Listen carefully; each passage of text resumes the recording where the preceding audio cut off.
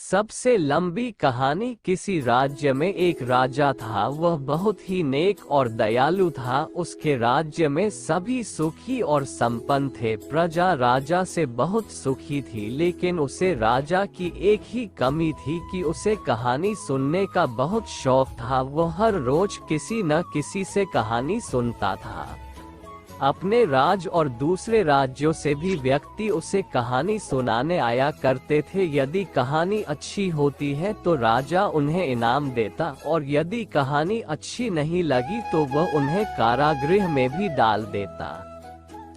तो वहाँ की प्रजा ने राजा को कहानी सुनाना ही बंद कर दिया, क्योंकि उसके इस स्वभाव के कारण कौन ऐसी कहानी सुनाएगा। लोग उसके इस स्वभाव से डरने लगे थे और राज्य में कहानी सुनने से भी डरने लगे थे, और लोग अपने काम में व्यस्त हो गए। यह बात जब राजा को पता चली तो उसने अपने राज्य में ये कहलवाया कि जो व्यक्ति राजा को सबसे लंबी कहानी सुनाए उसे महाराज द्वारा राज्य का कुछ हिस्सा तथा मुंह मांगा इनाम भी दिया जाएगा। इनाम के लालच में बहुत सारे लोग राजा को कहानी सुनाने आते हैं और उसे कहानी सुना दे। जब राजा हो कहानी लंबी नहीं लगती है तो वह उनको कारागृह में डाल देता। इस तरह उसके कारागृह में अनेकों कहानीकार की भीड़ इकट्ठे हो गई। अपने राज्य से ही नहीं बल्कि कि दूसरे राज्य से आए कहानीकार राजा को लंबी कहानी सुनाते, पर राजा तो कहानी का शौकीन था। उसे कोई भी कहानी लंबी नहीं लगती और वह उन कहानीकारों को कारागृह में डाल देता। इस तरह राजा को कोई भी लंबी कहानी नहीं सुना सका।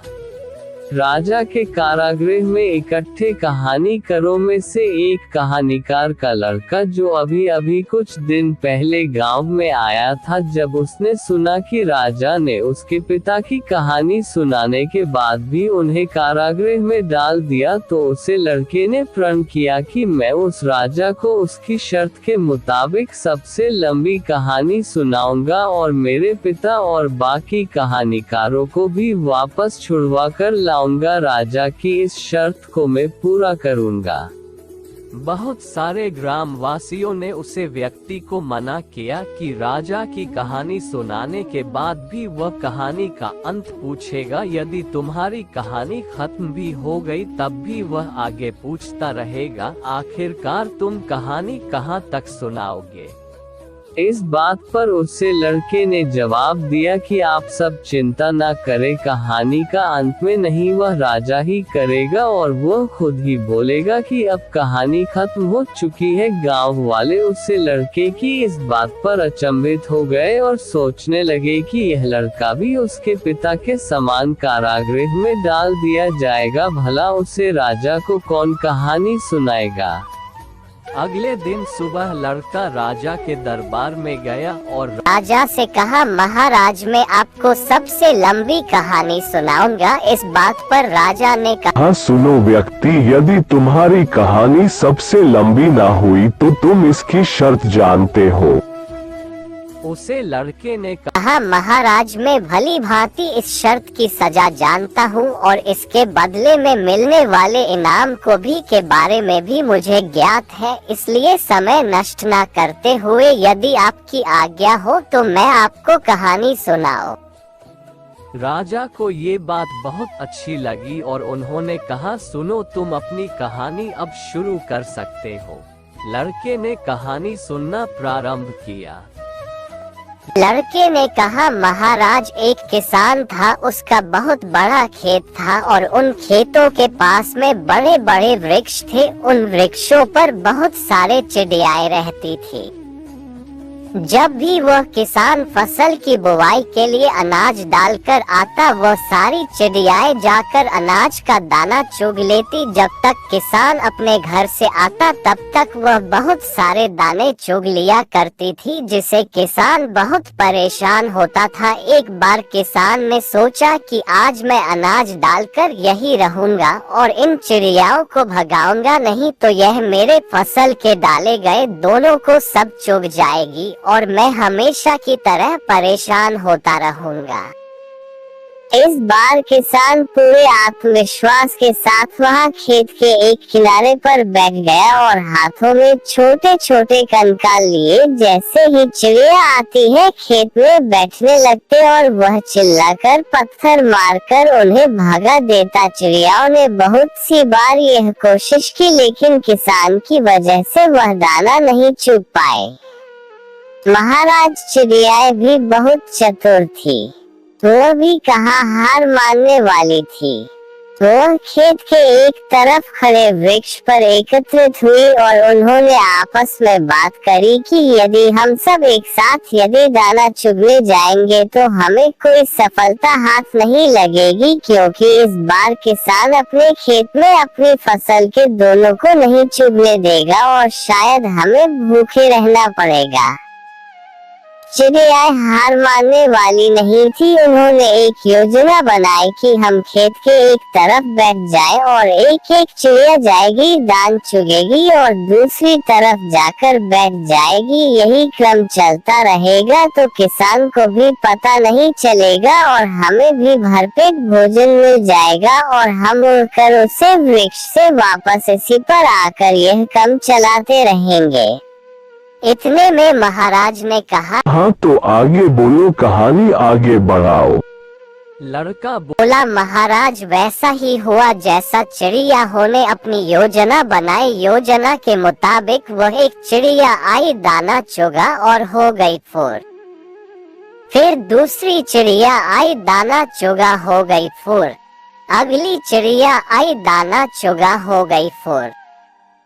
फिर अगली चिड़िया आई, दाना चुगा हो गई फुर्र फुर। फिर अगली चिड़िया आई, दाना चुगा हो गई फुर्र फुर। इस प्रकार वह लड़का अपनी कहानी सुनाते जा रहा था। इसे काफी वक्त हो गया। तब राजा ने कहा, अरे भाई कब तक फुर चलेगा? मान लिया कि सारी चिड़िया आ गई और सारे दाने खा गई, अब आगे बताओ, आगे कहानी क्या है? महाराज यही तो बता रहा हूँ। फिर अगली चिड़िया आई, दाना चुगा हो गई फुर्र। फिर अगली चिड़िया आई, दाना चुगा हो गई फुर्र। चिड़िया आई, दाना चुगा हो गई फुर्र।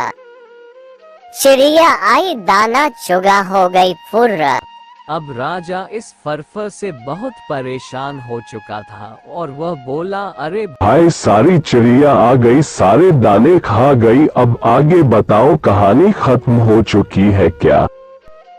तब वह लड़का बोलता है, नहीं महाराज, ऐसे कैसे कहानी खत्म होगी? जब तक एक एक चिड़िया आएगी, एक एक दाना चुगेगी और जब तक सारे दाने खत्म नहीं होंगे कहानी कैसे खत्म हो सकती है? ये कहानी किसान के फसल के दोनों की ही है।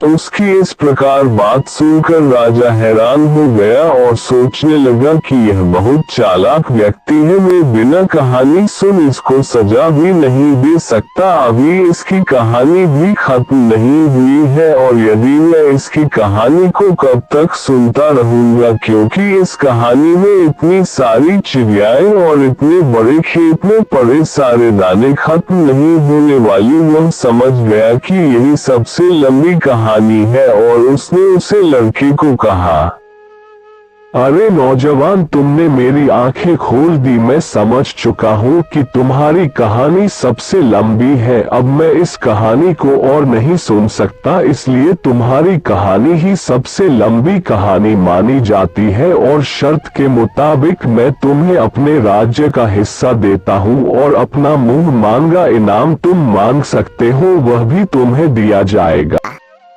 तो उसे लड़के ने कहा, महाराज आप मुंह मांगे इनाम के तौर पर मुझे आपके कारागृह में बंदी सारे कहानीकारों को छोड़ दीजिए। वह निर्दोष है, उन्होंने कोई जुर्म नहीं किया है।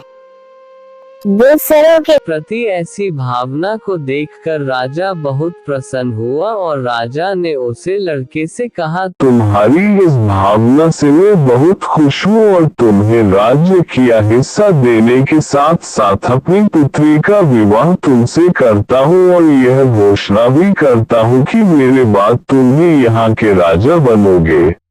कहानी से सीख। अपने स्वार्थ के कारण हमें कभी भी दूसरों का फायदा नहीं उठाना चाहिए।